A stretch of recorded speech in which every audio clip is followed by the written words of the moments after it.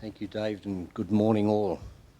Okay, this is a wonderful experience for me because I'm able to tell our story, our experience over a protracted period of time, and it's supported by the research that the good professor has done. And I've also been cheeky enough to reference his recent research in this talk. Okay, 10 years ago, we started our program, and at that stage, the ideal outcome for a single homeless person was to be a two-bedroom flat. It didn't take long for us to realise that it was an error to attempt to prescribe requirement for a very diverse client group. So our client group included the full gamut of homeless single men with high and complex needs. That included single men at risk of homelessness, and that definitely includes people with a mild intellectual disability. So to hold this together so I can tell all of the story, I'm blocking it into three sections. I want to put our work into context, and that's very specifically the Canberra context. I want to talk, not too briefly, about the model, and then the approach that we use when we've been working with this particular client group. And that will be done in the form of their stories and our stories. We work almost exclusively in a public housing environment. We've learned how to respond to the housing needs of people with mild cognitive disability who will not be eligible for the NDIS. And I note that as I've gone through this over the years, particularly when we've been working with people with an acquired brain injury, that people with less obvious mild cognitive disabilities remind me of the reference to them as having a hidden disability. So I hope to share with you some good practice solutions to better support those people and the support to maintain their housing tenure. So some brief statistics. People with an intellectual disability and some activity and participation limitations represented in the population about 0.5% to almost 2%. This statistic comes up consistently. People with an acquired brain injury, overall rate in the population, about 1.8. Consistently comes up in the research. So I'll move on to the next one, David. We're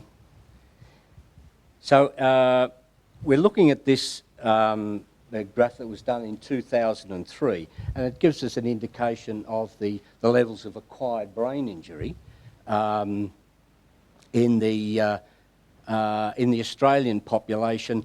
And it notes at the top there, and it's probably a bit hard to read, but they left off the ACT statistic because it was too small to come up on that bigger graph. But what they did note is that the 2003 estimate was 3,300 individuals, which on today's population equates to 0.9. So we're still looking around that 1%. A survey in 2012 indicated that 68% of people with acquired brain injury are males. So that has some fairly serious implications for the sector. So here's a graph from 2012 that shows the prevalence rates for the rates are similar between men and women, but for men slightly more. So 3.3% as against 2.6%. So what the argument I'm making here is that there is a similarity between those two cognitive disabilities, intellectual disability and acquired brain injury. So I'll move on to the next slide, Dave. Thank you. So we've now got the current population of the ACT at 381,500, June last year. So the point I'm making here is that using a conservative estimate of 1% of both of those populations give us a 2% quantum. We're looking at a total population of 7,630 people in the ACT with cognitive impairment. That is a huge number of people for this small sector to be dealing with. That equates to the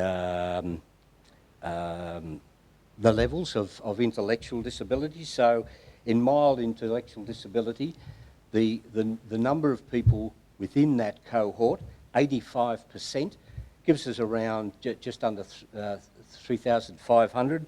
With a moderate intellectual disability, that research shows 10%, severe 4%, and profound 1%.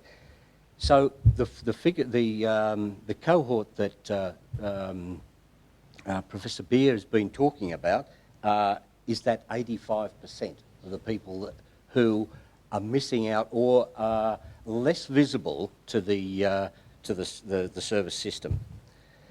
David, thank you. Okay, this is our model. The way this operates is that we receive and accept a referral on behalf of somebody with a man with high and complex needs. And the first thing that we do is interview that person to determine the most suitable location for them to live. So rather than move into a care response, we ask them where they want to live. We then apply to social housing for a unit that meets the criteria, or as close as possible, that individual has put forward. We then enter into a head lease arrangement with Housing ACT and an occupancy agreement with the client. So step one, so then in the middle we've moved into the occupancy agreement, and then we provide intensive support over a 12 to 18-month period, hopefully reducing over that period of time until we reach a point of a sustainable tenancy by case managing the services that are out there and the sort of supports that the individual will need to look after their own unit. So once we've determined that the tenancy is sustainable, and this is not about dropping somebody into a unit and spending 12 months with them and then moving on. It's a genuine focus on ensuring that whatever services need to be in place to sustain that into the long period, into the long term, are in place. For us, the basic assumption is that exit planning begins at the beginning. Exit is a primary goal for the program. David, thank you. What we have here is a typical high-density housing complex that we work in. So just to recap there, we have a managed accommodation program with a long-term head lease, often in high density. This is seen by a lot of people as being unacceptable. Could be, but we find that it's something that we need to make work if we are going to have a response to homelessness. So we access the resources that are out there. So the main feature of this social housing model is that we accept what are referred to as hard-to-let units in the less popular locations or the particular style, the particular style or the particular neighbourhood. So in part that's to ensure a ready supply of housing, but also because that's the resource that's available. These locations, and I'm making the assumption that everybody here today lives in Canberra, these locations are generally in the inner south, Woden, Belconnen and parts of the city. However, the range we access is not restricted to those areas, as the stories will contrast later. So we have a flexible approach, a collaborative approach, particularly with Housing ACT, and we have a principle of perseverance, because this type of work isn't something that you do overnight, or you get an outcome within a month or two. It can be a very long process. So next, David, thank you. So we have a strong emphasis on working with rather than working for the service users.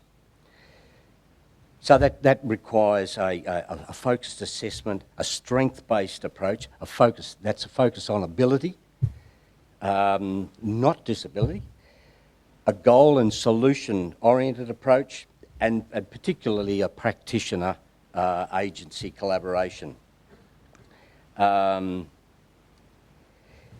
We have some key theoretical bases. We have 3 key theoretical bases. That's social learning, a Rogerian person-centred approach, and a community development mindset.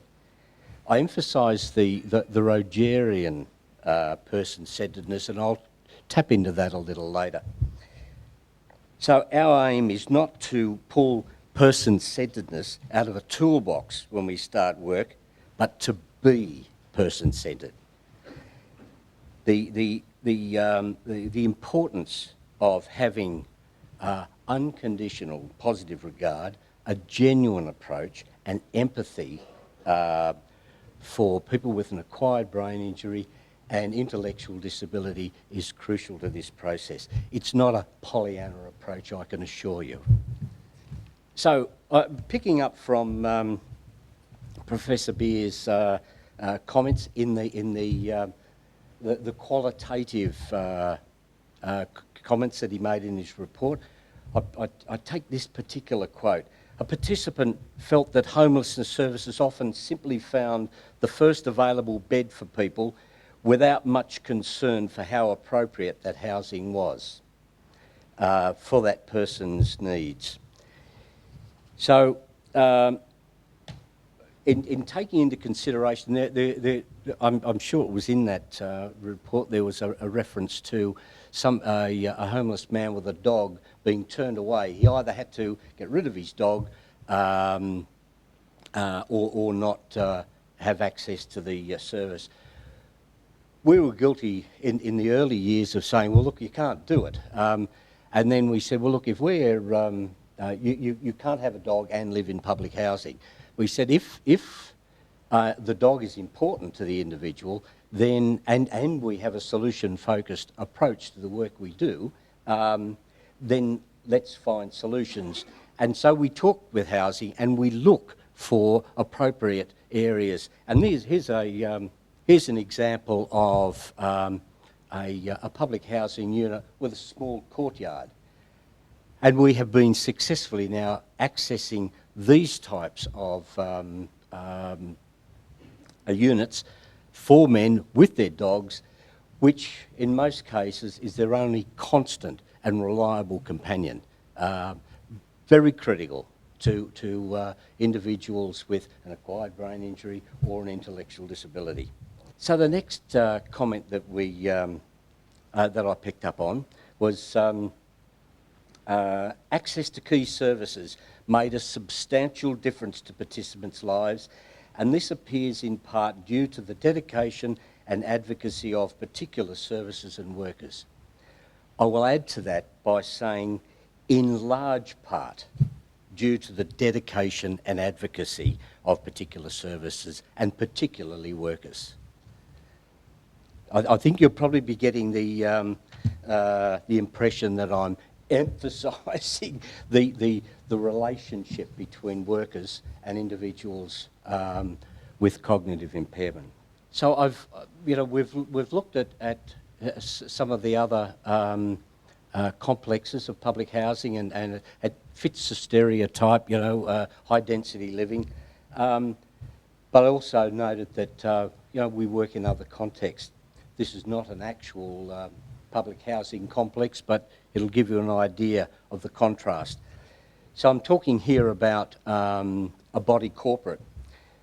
So this story is about a man who was referred to us with Down syndrome, probably in the high moderate range. There was the family conflict with ageing parents with health issues, that was mentioned before, violence towards the parents, and this fellow was unsuitable for shared accommodation. But there was all the issues around vulnerability and potential antisocial behaviour. So we come with these two contrasts, high vulnerability but high incidence of antisocial behaviour. So it was important that we determined a safe location for this client that would also reassure the parents and enable them to allow their son to move out into the broader world. He'd been living at home for the best part of 30 years. So we were able to get a unit in this body corporate because housing does a bit of that salt and pepper, where there's a percentage of public housing within these complexes. And within this block, a previous tenant with mental health issues had caused concern about prowling, breaking into cars, which required very regular police attendance. So when our fella turned up there and moved into his unit, he began exploring the car park. He'd also developed a habit, probably in one of the programs, and so he was approaching the female tenants in this body corporate and coming up from behind and wrapping his arms around them and saying, "Do you want a boyfriend?" Now, this was pretty harmless behaviour, but I can assure you, in a body corporate, it was interesting. And then when he was rejected, he would have these issues around vulnerability and anxiety. So to deal with the prowling, the behaviours out in the area, out in the broader complex, that involved us getting to know the gardener, who would be on site and see him often. Involved having a conversation with the police, so that if they were called, they would call us as well, and we could intervene in the conversation. The neighbours, the people who represented the body corporate and the case manager, quite a complex pulling together of a response to this one individual living in this house. The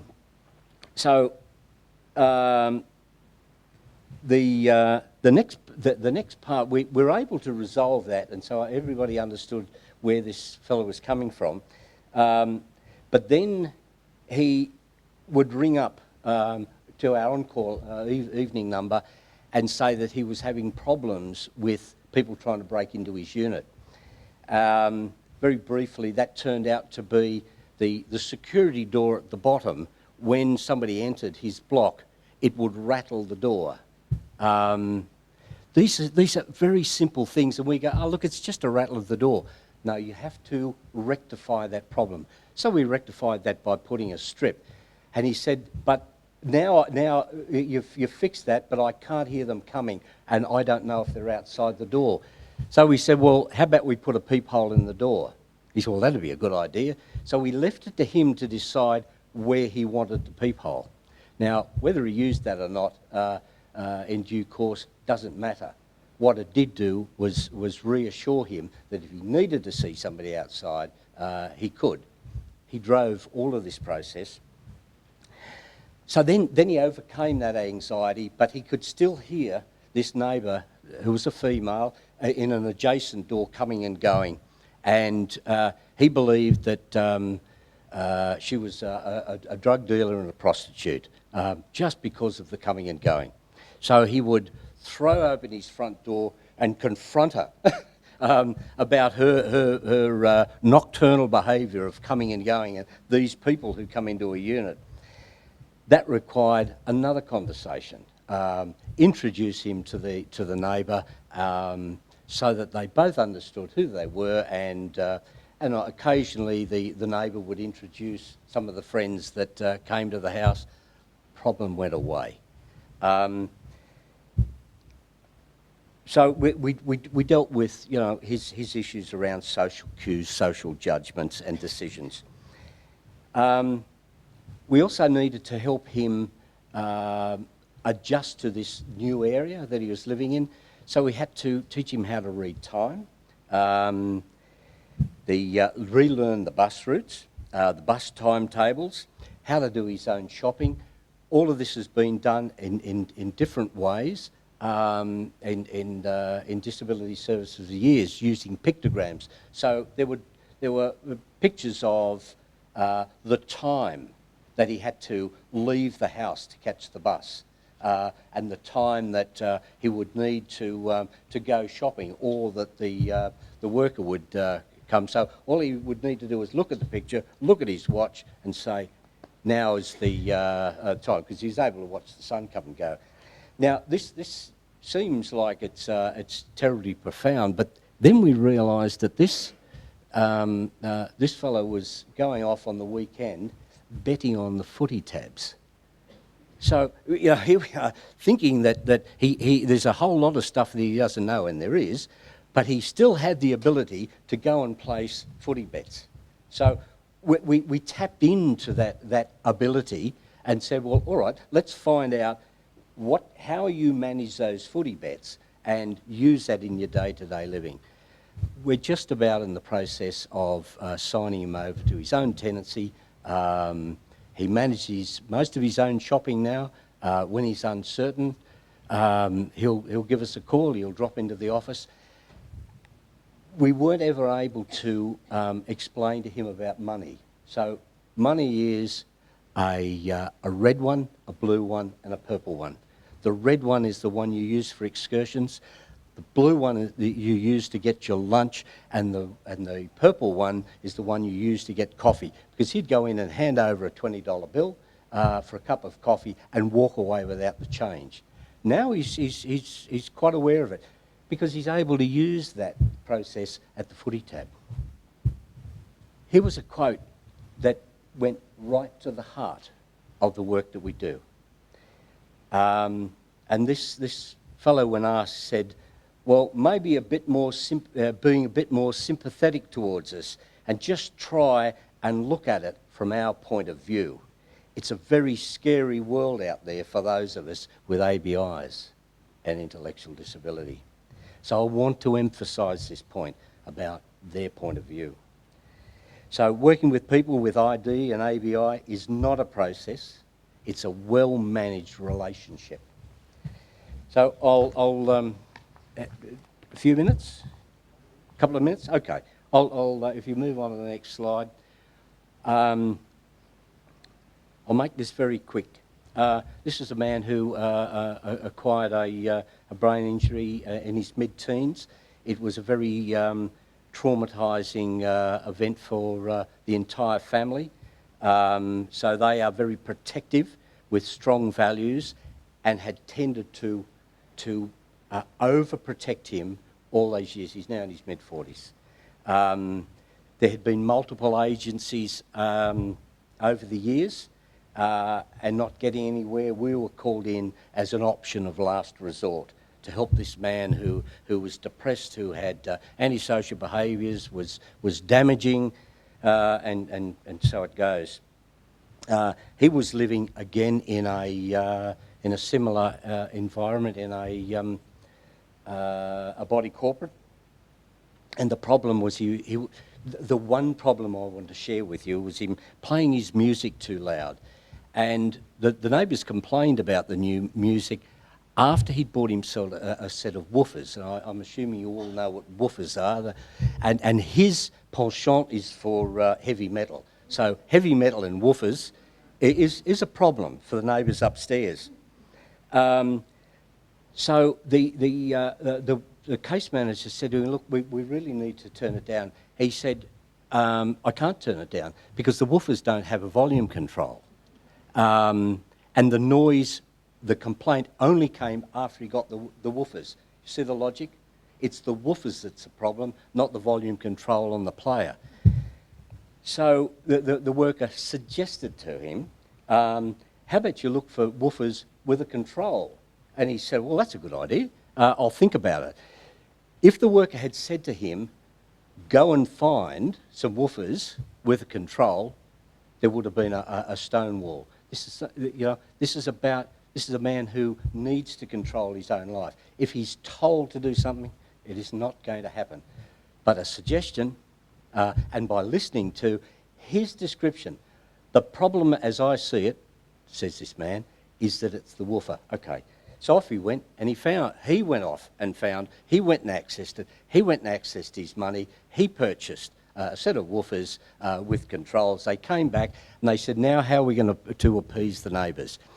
So they all got together one day, the neighbour, a representative of the body corporate, the man's guardian, the case manager. So the case manager and this gentleman were downstairs with the controls, and everybody else is upstairs, and they'd say, righto, turn the music on, and no, that's too loud, and the case manager's running up and downstairs relaying the message until they got it down when the neighbours said, yes, that works. So they were able to mark the control on the woofer. The guardian then invited everybody to come downstairs. They looked at the result, introduced, handshaked, they shared handshakes all around, problem solved, community developed. It's that simple.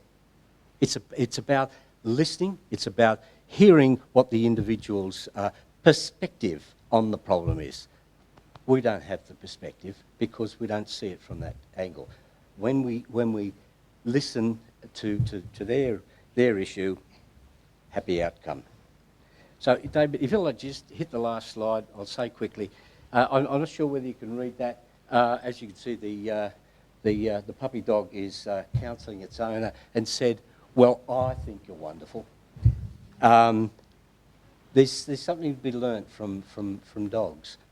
Inherently, they have unconditional positive regard, genuineness in their approach, and share empathy with their owner. Maybe we can take something away from that. Thank you.